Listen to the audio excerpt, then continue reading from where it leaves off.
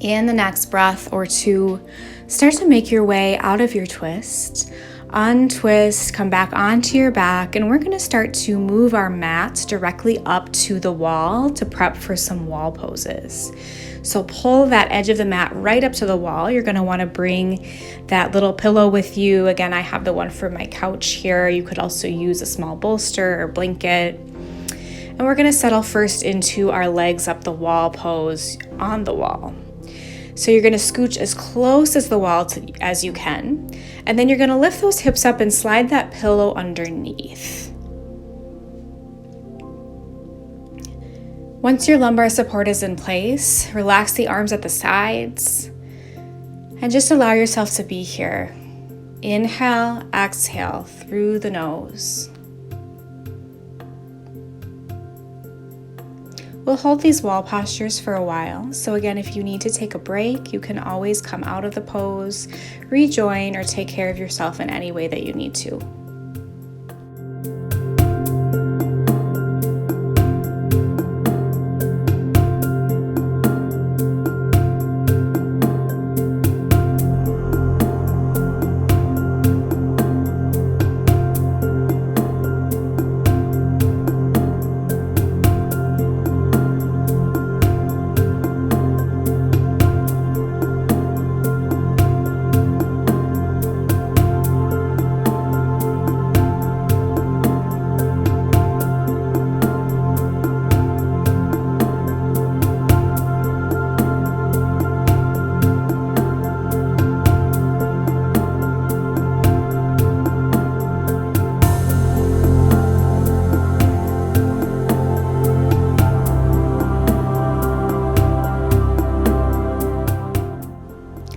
In the next breath or two, start to let the feet slide down the wall. So you're coming into a bit of a squat position here with the soles of the feet planted on the wall, knees bent.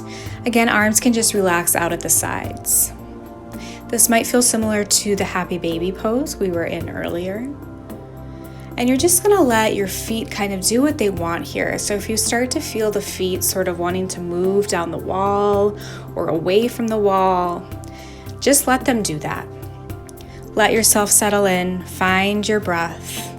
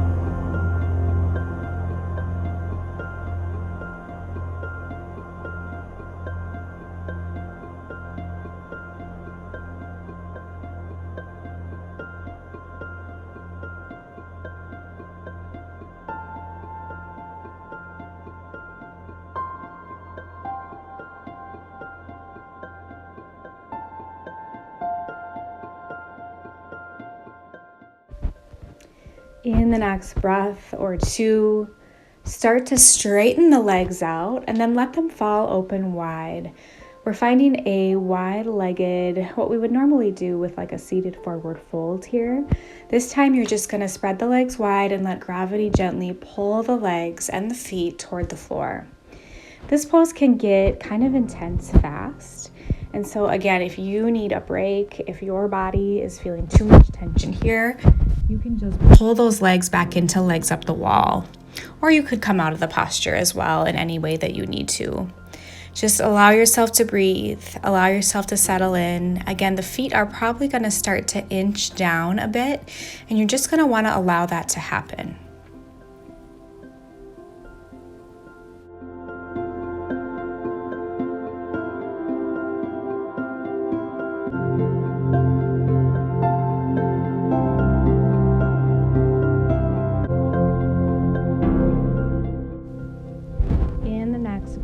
or two, slowly and gently start to bring those legs back into legs up the wall. And then you're going to gently start to take one ankle and move it onto the opposite knee, and then inch that foot that's on the wall down as much as is comfortable for you to get into a nice hip stretch. So this is similar to a supine pigeon or a pigeon on your back. And you're going to start to feel a pull or a stretch through that hip. Allow yourself to breathe. Again, if this is too intense, you can just inch that foot up the wall a bit to help take some of that tension away.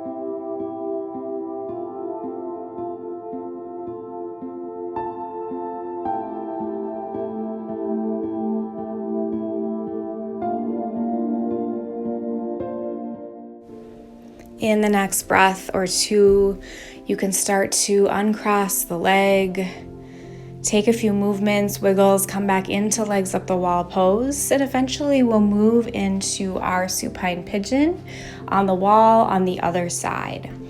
So bring that opposite ankle up on the other knee, and then start to inch that foot down the wall until you're in a comfortable stretch through that hip.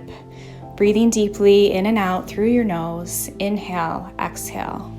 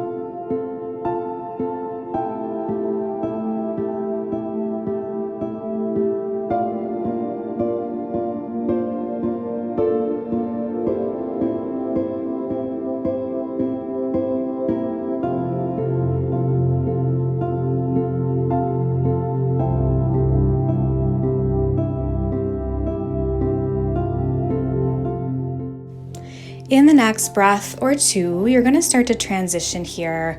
You're going to come away from the wall, come to a seated position on the mat, plant the feet on the mat, bend the knees toward the ceiling, and set your hands behind you facing the back wall. We're setting up for a supportive twist here. You're going to want to pull your large bolster or pillow directly up to the tailbone. With those feet spread wide on the mat, soles of the feet toward the edges of the mat, you're going to start to let both knees tilt toward one side. So start with the left side. Let both knees tilt toward the left. You're then going to start to take that right hand and cross it over the body, twisting onto your side so that your torso is facing that large bolster. Once you have that set up and comfortable, you can go ahead and lie down onto your bolster or your pillow. So lie down, let your cheek rest on the pillow or bolster, and just settle into this twist. Take a few deep breaths, let yourself relax.